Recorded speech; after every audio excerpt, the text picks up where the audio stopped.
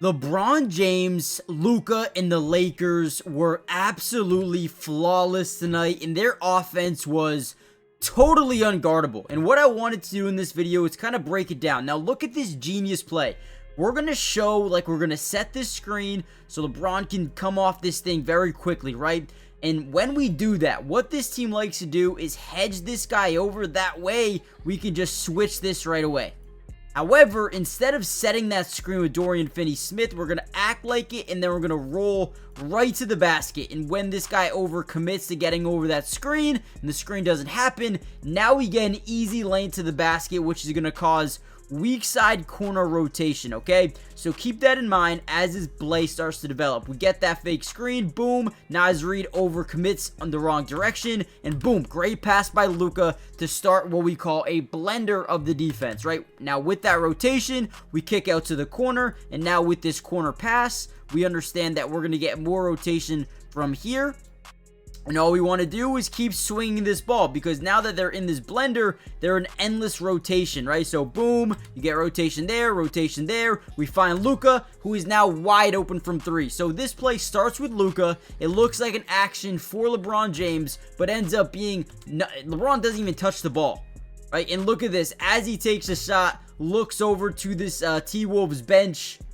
Boom, looks over to that T-Wolves bench. Oh, guys weren't supposed to see all that, but you guys get what I mean. So hey, we're gonna break down a ton of film. I'm gonna show you exactly how this offense was essentially unguardable tonight. We're gonna break it all down. Hit the like button, let's dive in. All right, another big time play here, this time by Luca. As we set this screen, all we want to do is read Rudy Gobert. If he's in a drop zone coverage, we want to come off this thing and stop on a dime for an open three, because you don't want to play in a drop zone coverage versus Luca. He comes off this thing, those first two steps are backwards, and at that point, you already lost, right? You need to be exactly right here. And now you may be asking, well, why wouldn't he be right there, right? Well, the thing is, if you play that far up on that three-point line, yeah, you're going to prevent him from shooting that three, but he's then going to drive right by you, and then you have a wide open backside lob to the basket. Or if you get that weak side rotation, then you get an open three-point shooter in the corner, right? So Luca just stops on a dime, almost generates an and one, and glasses that thing. I mean, the bank was open tonight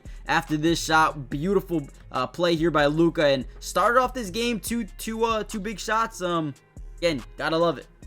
Now, the reason that first play, right, forget about the last play, go back to that first play. The reason it worked is earlier in the game, they ran the very same thing, right? They act like they're going to go set this screen, but this time they actually do. So once they started to set up and prepare for it later on in the game, they were already expecting it, and when it didn't happen, it kind of caught them off surprise or off guard, right? So boom, we do set the screen. Now we get the ball to LeBron, and now we got a matchup we like a little bit better, because Naz Reid is not as quick, as versatile as a guy like maybe Julius Randle is on his feet, especially on defense outside the perimeter. And all LeBron James is going to jab. He's going to get his guy to back up a couple of steps, and then boom, create that separation for a little mid-range, drains it, gets it to go. This first quarter was very crucial for this win. They went up 34-15, and ultimately when the Timberwolves went on a run in that fourth quarter, it helped them have a cushion, right? Allow a little bit of a lead, but still have a nice little separation while they're going on that run. All right, another big time play I like. We're going to get an away screen for LeBron James. Now, there are two ways you can run this, right? You can read this defender. You can either pop out to the three-point line, or you can curl right around this thing, because we know this is a mismatch all day. If we're able to generate that switch on a Mike Conley, we'd rather take that into the paint than on the three-point line. So boom, instead of getting to the three-point line, he curls inside. They don't switch. That is huge. Now, Julius Randle has to play comeback. He's kind of stuck in what we like to call jail, where he's behind LeBron James. Now, whenever you're behind LeBron James, good luck. Gets into the lane, fade away mid-range, easy money, no contest at all. And this is what happens when you don't have guys that can switch everything, right? If he switches on a Mike Conley, it's an easy bucket. If you don't switch, it's an easy bucket. You need guys that can cover every position. This Timberwolves team doesn't have that. So tonight, they took advantage of it. Now, before we get any further into this film analysis, make sure you guys do me a favor, hit that like button for more Lakers videos and a part 2 tomorrow. If we get enough P2s, right, comment down below P2. If we get enough of these in the comment section, I will release another one of these videos tomorrow. Okay, so if you want that video, let me know. And lastly, if you guys aren't subscribed to the channel yet, I don't know what you guys are waiting for.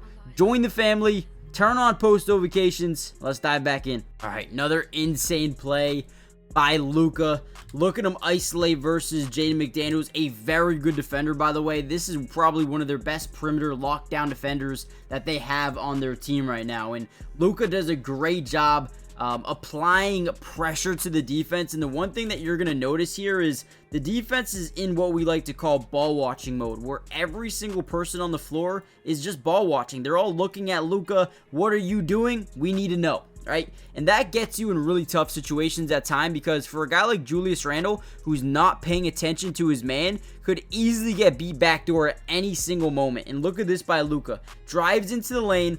He sees his guy at the corner of his eye, sees his guy backdoor cut to the basket, while Julius Randle is so busy just watching Luca. I mean, he's such a good player that teams will just stop playing defense and just watch to see what Luca is doing, which is crazy. And then look at Luca.